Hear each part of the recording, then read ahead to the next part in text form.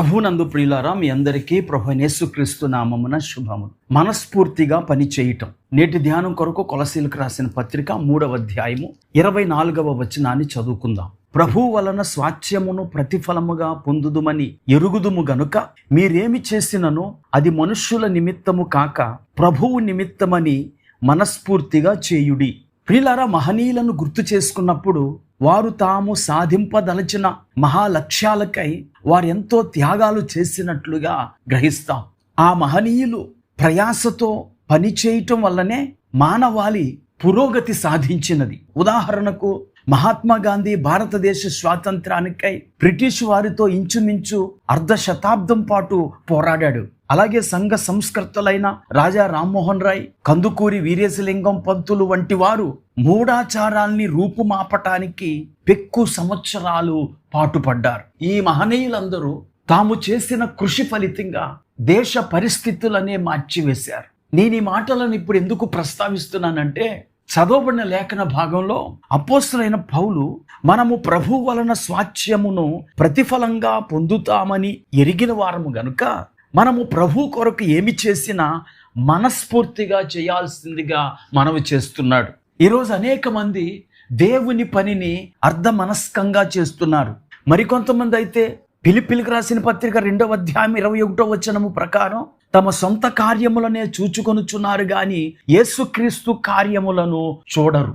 వాస్తవంగా ఆలోచిస్తే ఇహలోక లక్ష్య సాధనలో చూపే శ్రద్ధాశక్తులు దేవుని పని విషయములో మనము చూపించటం లేదు అనేది వాస్తవం.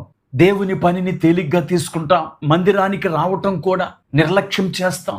ఇక అనుదిన ప్రార్థన వాక్య పఠన విషయంలో అయితే గుర్తుకొచ్చినప్పుడే బైబిల్ తెరుస్తాం లేదా ప్రార్థన చేస్తాం.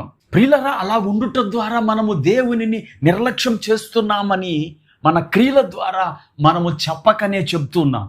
యేసు ప్రభు వారి దగ్గరికి శాస్త్రులలో ఒకడు వచ్చి ఆయనను ఆజ్ఞలన్నిటిలో ప్రధానమైన ఆజ్ఞ ఏది అని ప్రశ్నించాడు. అప్పుడు యేసు, ప్రధానమైనది ఏదనగా, ఓ ఇశ్రాయేలు వినుము, మన దేవుడైన ప్రభువు అద్వితీయ ప్రభువు, నీవు పూర్ణ మనస్సుతోనూ, నీవు పూర్ణ హృదయముతోనూ, నీ పూర్ణాత్మతోనూ, నీ పూర్ణ వివేకముతోనూ, నీ పూర్ణ బలముతోనూ నీ దేవుడైన ప్రభువును ప్రేమింపవలెననున్నది ప్రధానమైన ఆజ్ఞ.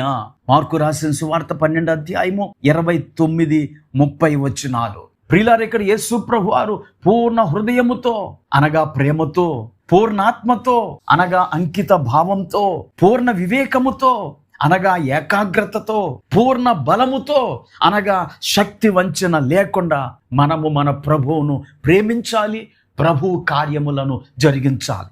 ఈ మాటలు వింటున్న నా ప్రియ స్నేహితురా, సోదరి, ఈ రోజు నుంచి మీరు చేసే ప్రార్థన మనస్ఫూర్తిగా చెయ్యండి. ఆరాధన మనస్ఫూర్తిగా చెయ్యండి. దేవుని పని మనస్ఫూర్తిగా చెయ్యండి. కొందరు క్రైస్తవులు ఏమీ చేయకపోవచ్చు, కానీ నిజ క్రైస్తవులు ఏమీ చేయకుండా ఉండలేరు. ఆ పని కూడా మనస్ఫూర్తిగా చేస్తారు. ప్రార్థన చేసుకుందాం. కృపా కనికరం కలిగిన మా తండ్రి, నీకు వందనాలు. మీరు బహుమానం ఇస్తారనే ఆలోచనతో ఈ మాటలు వింటున్న మా వీక్షకులందరూ ఈ రోజు నుంచి నీ పనిని మనస్ఫూర్తిగా చేయుటకు సహాయం చేయమని యేసుక్రీస్తు నామమున ప్రార్థించి వేడుకుంటున్నాము. ఆమేన్.